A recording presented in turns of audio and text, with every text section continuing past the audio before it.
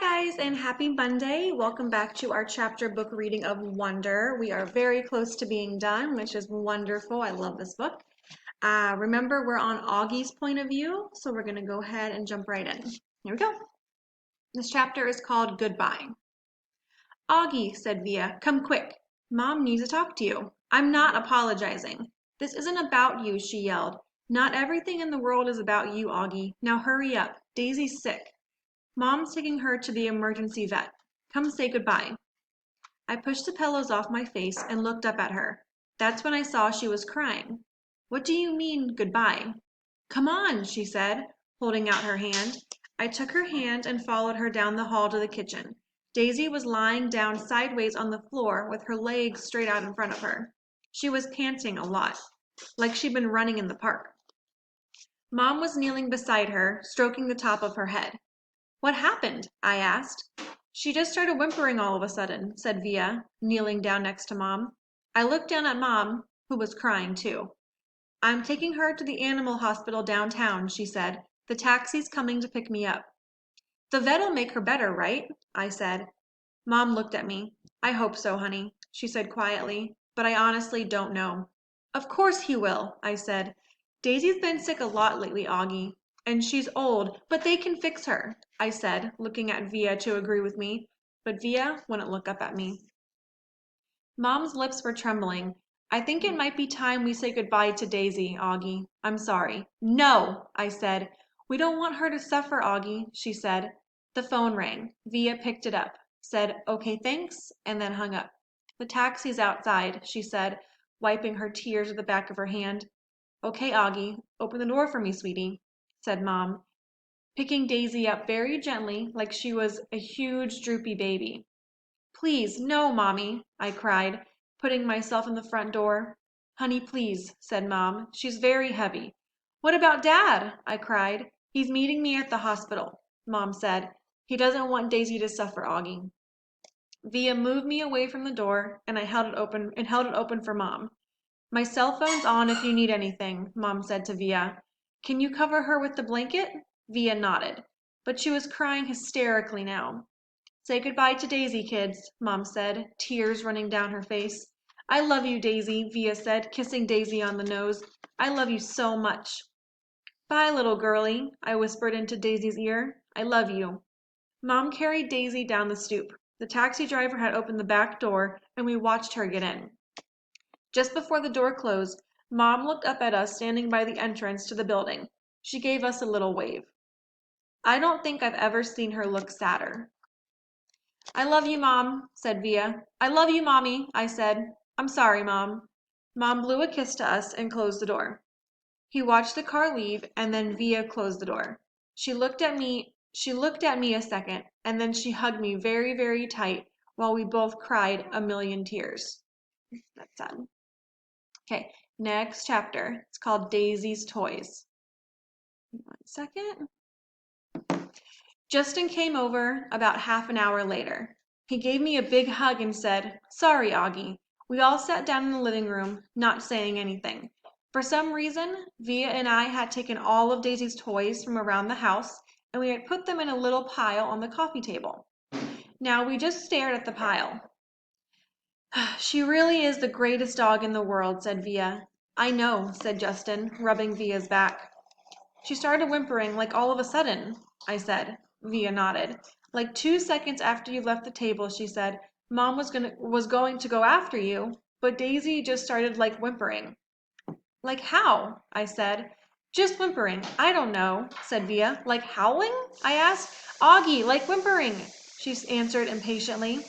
She just started moaning like something was really hurting her, and she was panting like crazy. Then she just kind of plopped down, and Mom went over and tried to pick her up and whatever, and she was obviously hurting. She bit Mom.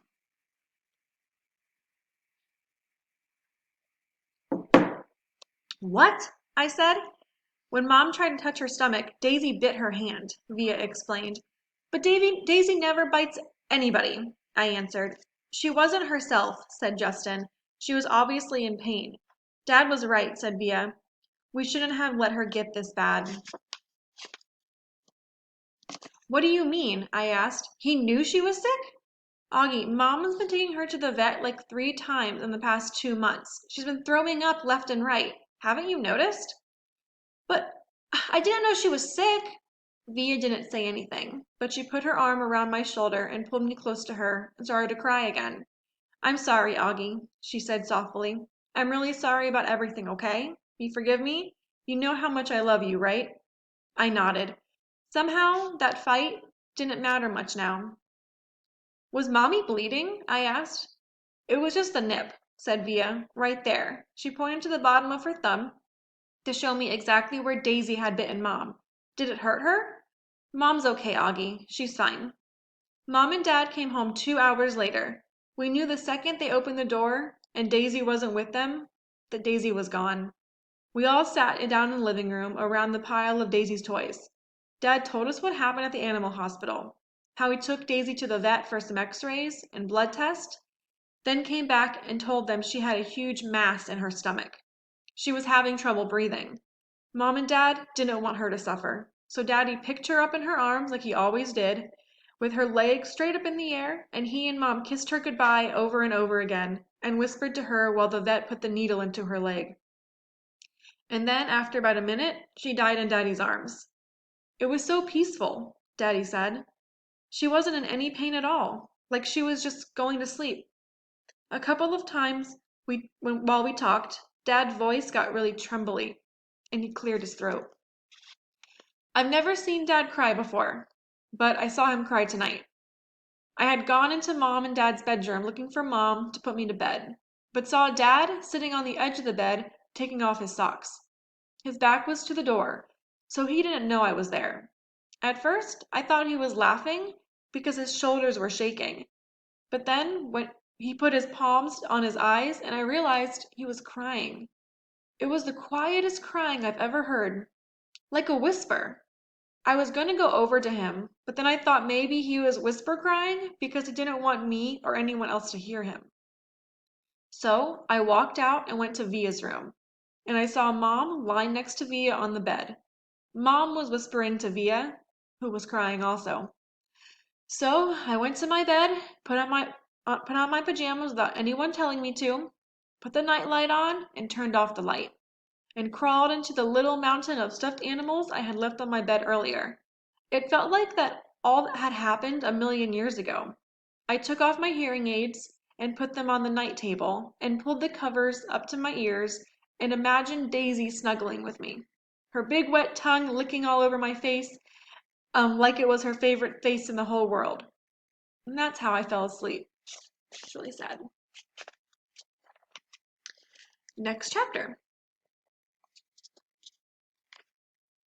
Understudy. Via brought home 3 tickets to her school play a few days after Daisy died. We never mentioned the fight we had over dinner again.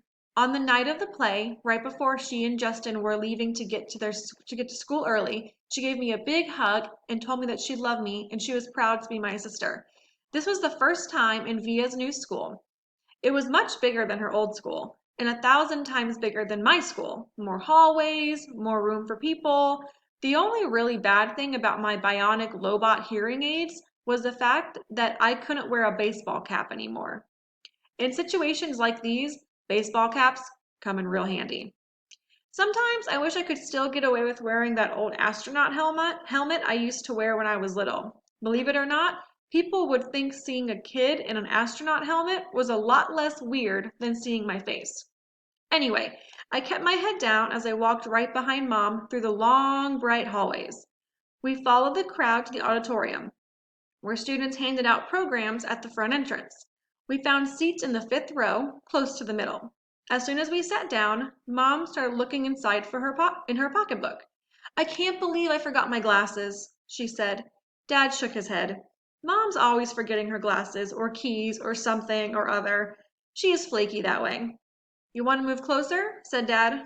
Mom squinted at the stage. No, I can see okay. Speak now or forever hold your peace, said Dad. I'm fine, Mom answered. Look, there's Justin, I said to Dad, pointing out Justin's picture in the program.